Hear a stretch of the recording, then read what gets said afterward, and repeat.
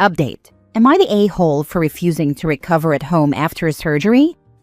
Original post. I, 29 female, am really disappointed with my husband, 30 male, and furious at his mother, hag-aged female.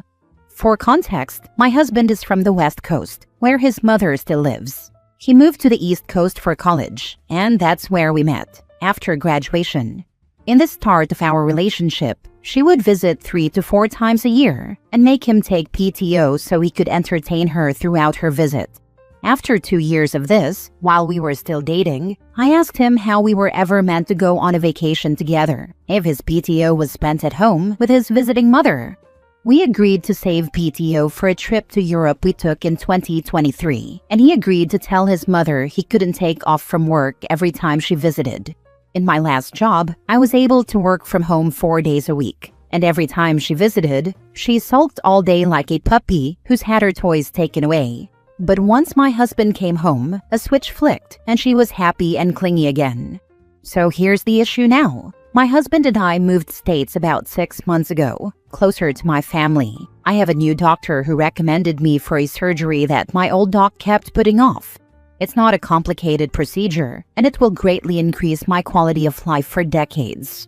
My mother-in-law decided she's due for a visit and wants to explore our new town and should come to help around the house while OP recovers. I'm going to be out of surgery and in pain, and I really don't want to put up with her energy.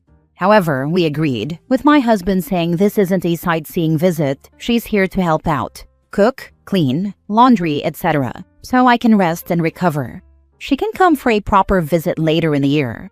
My husband dropped me off at the hospital on Wednesday. It was meant to be surgery, then one night overnight at the hospital for observation. On Thursday, the doctor told me my labs were not where he'd like them to be, and I should stay another night for observation and new lab work in the morning. I called my husband and told him that I'd hopefully be home the next day, over the phone early afternoon. He did not visit on Thursday at all. On Friday, I was discharged and called my husband to tell him that I'd be ready in about an hour. It went straight to voicemail, and I figured he was probably in a meeting and I'd try again in a little bit. After calling a few times over the course of over an hour, I called my sister, who was lucky enough to be excused from work for the afternoon. Many thanks to her understanding boss. She drove 90 minutes to get me and took me home, and the house was in shambles. Laundry baskets on the dining room table, the litter box not cleaned since Wednesday morning, days of dirty plates in the sink, etc. I just broke down crying. She packed me a bag and took me to her apartment to recover for 2 weeks. On Friday night, my husband called me asking me where I was, and that the hospital said I was already discharged. He had been on a hike with his mother, and there was no cell phone service, so he missed my calls, which also meant he took PTO for his mom's visit again. Obviously, I can't ban him from taking PTO, but wouldn't you rather spend that freed up time with your wife at the hospital instead of on a date with your mom? I told him that I no longer feel comfortable recovering in our house, and I won't be returning until it's thoroughly cleaned and his mother is gone. He's calling me the a-hole because his mother just wanted to get to know our new area, and I wasn't able to leave the hospital anyway, and that I was making a big deal out of this. I yelled that he essentially abandoned me at the hospital and entertained someone whose reason of being here was to help make recovery easier, not more stressful, and that she was here for support, not on a vacation. Maybe it's just the pain and pain meds, but am I in the wrong here? Is this a stupid hill to die on? There's a part of me telling me to see a divorce lawyer just to see what my options are, because I'm not sure this will ever change. I know this is going to sound incredibly selfish, but I want kids, but I now don't see myself having any with my husband in the foreseeable future.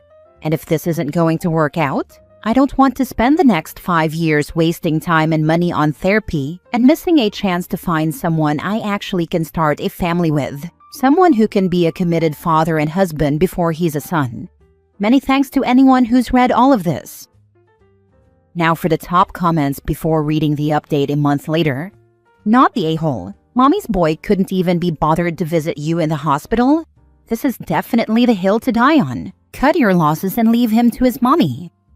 Exactly. Didn't visit, and then went out of contact when there had already been a complication. What was his plan if those labs that needed to be watched had turned to needing to contact next of kin? He kept saying it was a simple procedure and there wouldn't be any emergencies. It was a simple but invasive surgery. It's not like I had a mole removed. Your husband dropped you off? Not the a-hole. My mother had 95 surgeries in her lifetime. My dad was at the hospital for all 95 of them. Stay at your sister's house and have her get your stuff. This is the mountain to die on. Now for the update. Hi all, I posted a month ago about my husband basically abandoning me at the hospital to entertain his visiting mother. I thought I'd post an update. We're done. I'm still at my sister's place, and my boss is letting me work remotely due to the commute. But I have an apartment I'm moving into in July. That's a 10-minute drive from my job. Thank you to everyone who responded. It was a bit overwhelming. I went into defensive mode and thought I had put my husband in a bad light, but you all really slapped the rose-colored glasses off me. We spoke on the phone every day the first week I was away. He asked his mother to leave ASAP so I would feel comfortable coming back home. After a week, I told him I still needed space and that I was coming the next day to grab more things. Once he saw that I had an empty bag and my sister brought 2 empty pieces of luggage, he realized I was taking a lot because I wasn't planning to come back soon. He asked to talk, and I figured we should get it done and over with. I told him we needed to separate. He tried to argue that his mother only visits a few weeks out of the year and that things are great otherwise. I told him that the issue is he expects me to be okay during those weeks with him ignoring my feelings to cater to hers. I said things don't magically go back to normal once she leaves. There's resentment towards him for weeks for doing it again, and self-hatred for me allowing it to happen again. He has to go back to couples therapy. I told him it didn't work last time. We had a great therapist who helped him put boundaries in place and be able to deliver consequences when his mother overreached. But as soon as she'd arrive, she'd break one boundary, he'd let it pass, and then she had carte blanche to stomp on them all. And when I tried to reinforce them, I'd get no support and I'd be the bad guy. Here's where I may have been a bit mean. I told him I'm turning 30 this year and I want to start a family. But I can't see starting one with him. If he can't put me first when I'm just out of surgery, why would I think he'd put our children first? I reminded him that his mother is retiring in less than 10 years. What happens when she decides she's frail and lonely?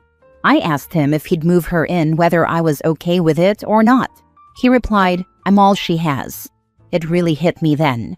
This was not the life I thought we were building together. It was not the life I wanted or could settle for. He asked if he was really that bad of a husband. I sorta lied and said, no, but you're just not the husband I need. I told him he either needs a wife who's okay with being the side piece in his relationship with his mother or no wife at all. I left with my sister, and 10 minutes into the ride back to her place, his mother called me. I sent it to voicemail. I started laughing, and my sister asked what was so funny. I said the first thing he did was call his mommy and tattle on me for leaving. Papers have been served, and it's been pretty amicable so far. Fingers crossed. Good for you for standing up for yourself. Thank you. It was a long time coming. I pity him a little. She has put her claws into him so deep that he'll never be able to live his own life and form meaningful relationships with people other than her. Good for you to realize what that would mean for your marriage and walking away. I kind of pity him too. I don't think he'll ever have a healthy relationship with any woman in his life. If he ever asks again whether he was really that bad of a husband, please don't sugarcoat it. Be honest, even if it's brutal. You owe it to yourself to stop carrying the emotional weight of his actions. Let him sit with the truth. He won't grow from kindness that shields him from accountability, and you won't heal by bottling up everything he made you endure. Tell him exactly what it felt like to be treated as second place to his mother. Don't protect his ego at the expense of your peace. Free yourself. Let it all out. Next story. My father-in-law called my parents and said to leave my wife and I alone for a while. So my wife and I had a baby about a year ago, so it's been some time, I know. My wife wanted her family over all the time at the beginning, which was fine, but I felt like things were not as fair and balanced as I'd like. Her family was over every single day the first week that the little one was born. My family? They weren't allowed, said my wife. She needed time with her family first and not strangers. Which obviously hurt because strangers? Really? So fast forward, and my parents were bringing us dinners the second week. A couple of times my dad showed up unannounced because he wanted to bring by some things he thought would be helpful. Mind you, this is literally 2 times max when I'd get home after work the previous week and be greeted by my wife and her entire family. With this, my wife told her dad she felt overwhelmed, and her dad called my dad and said they, my family, needed to give us space. After hearing about this, I absolutely lost it on my wife. By that point, the balance between family was non-existent, and anytime I tried to have a say, I was told, "You don't know what it's like. You didn't give birth." Which, of course, while true, that's discounting my say for my newborn, whom I have a right to just as much as she does, and discounting my say for a house that I, no roast, paid for. Now before anyone says, I'd be interested to hear her side, or, yes, you are the a-hole because after marriage, it's teamwork. Let me just cut past that by the fact that it's been a year since I brought this up. The reason I'm bringing it up now is I feel gaslit and blamed a lot in my marriage, and I'm only seeing it now because we literally see her family like 10 times a week, multiple times a day sometimes. We see my family 2 times a month, max. So I'm feeling anger, frustration, and a loss of balance and control that I thought we had. When I brought this to her attention, she said, "I don't know what to tell you. It doesn't need to be 50-50. What, every time we go see my family, we have to see yours too? No, that doesn't work for me." Any pushback I give, she says I'm choosing my family over her. So only now am I seeing this as a real problem. Or am I the a-hole here, and I'm thinking too deeply into these things? Or is this a controlling relationship, and this needs to stop now? Help, please. Now for the top comments. Not the a-hole. I would suggest marriage counseling. She's too enmeshed with her family right now. If things don't change, will you stay in this marriage? In-laws can ruin a good marriage. Therefore a man shall leave his father and mother, and shall cleave unto his wife, and they shall be one flesh.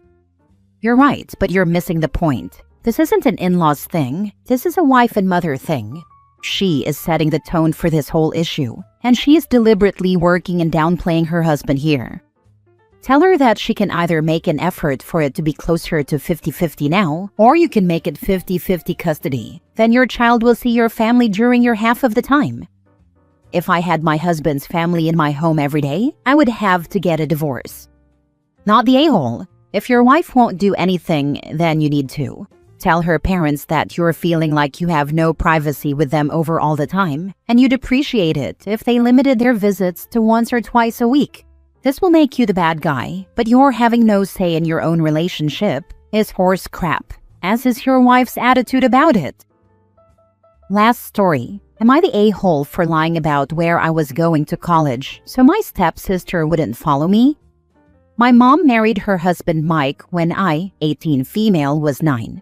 Mike had a daughter called Charlotte, who's the same age as me. My mom loved having another girl, and Charlotte never had a mom in her life, so the two of them bonded super fast, and mom was excited to have almost twins, which is what mom used to call us. Charlotte acts younger than she is, always has. She gets attached and wants to be with someone 24/7, and followed me around the whole time like she was a much younger sibling. She'd do the same with mom too. Mom loved it and would encourage it, and she forced me to put up with it. She scolded me regularly when I didn't want to spend time with Charlotte or when I was short with her. Mom told me Charlotte was my sister now, and I should embrace having someone who loved and wanted me around so badly. I tried to explain to my mom that having Charlotte follow me around and be forced on me 24/7 was making me dislike her and not want to give her a chance. But my mom told me that was a child's way of thinking about it, and 9-year-olds are big girls. Then when I tried to talk to mom about it at 12, she told me I was old enough to be mature and loving, and to know the true meaning of family is to love and appreciate those who treat us well, and Charlotte adored me and would do anything for me. I said that wasn't true, because she would not leave me alone. Mom hated that I wanted that. We fought a lot when I was 14 to 16, and then I learned to stop speaking to mom. What sucked most was I could talk to extended family and ask for them to try and talk to mom, but it didn't work. And my dad's gone, so I didn't have another parent to run to. I knew when I was 15 that my mom and Charlotte wanted us to attend college together, and they were planning to have us go to the same school. I tried to get Charlotte to understand that we needed the separation and we shouldn't base our schools on each other, but she was set on following me. My mom didn't support me either, and she made it a big deal that I wanted distance from Charlotte. So when college talk was happening more seriously, I lied about where I was applying to. I made sure all the schools I mentioned to mom and Charlotte were pretty far from where I was actually planning to go. Charlotte accepted where she and mom thought I accepted, but it wasn't. Before graduation, I moved into my paternal aunt's house to avoid the backlash that I knew would come. Now the truth is out there, and Charlotte's decided she's not going to college at all. My mom is furious, and she tried to shame me for the stunt of tearing our family apart. She told me I had a lot of making up to do, and I told her in reply that I don't regret my decision. I said my only regret is that I was forced to lie. Mom said nobody forced me to lie, and I said they did, by giving me no choice but to accept Charlotte following me. I told mom I knew either she or Charlotte would have sabotaged me if I openly applied to a school Charlotte couldn't attend. Mom told me I wasn't thinking of what was best for Charlotte, and as an afterthought, she said for me. I told her the best thing for Charlotte is no concern of mine. Mom said that wasn't kind and I should be kind. Mom asked my maternal aunt, as in her sister, to talk to me. My aunt did, and she told me she understood why I did what I did, but I should apologize and at least regret lying a little, because I interrupted Charlotte's plans with my actions. I told her I did not want to be in the same college as Charlotte, and I didn't want to be in the same state as her. My aunt said it was extreme to feel so strongly about it, instead of keeping my distance at college. She told me I lied so easily, and could have handled it in a far more mature way. She said communication is key. I asked her what good communication was, when my mom willingly ignores my communication attempts. Mom was furious when my aunt told her everything I said. I feel like while lying isn't ideal, or a first choice people should use, I feel like I was left with no other choice. Maybe I'm too close to judge this though, so I'm asking, am I the a-hole? Mom did Charlotte no favors by coddling Charlotte's neediness and codependency. Sadly, OP was right that since mom refused to address the codependency and criticized any attempts at independence, that she had no choice but to lie about where to apply for college. Notably, the mom didn't deny OP saying someone would have sabotaged their college choices had they been open and honest. Aunt is naive that if OP and Charlotte attended college together, that OP could somehow keep her distance, occasional classes together, room together, and how dare OP not eat together and exclude her from activities. Exactly, it would be a never-ending issue. Charlotte would try to make sure we were roommates. She would make sure she followed me around, and that I couldn't do too much without her. It would be suffocating, and I'd have to drop out.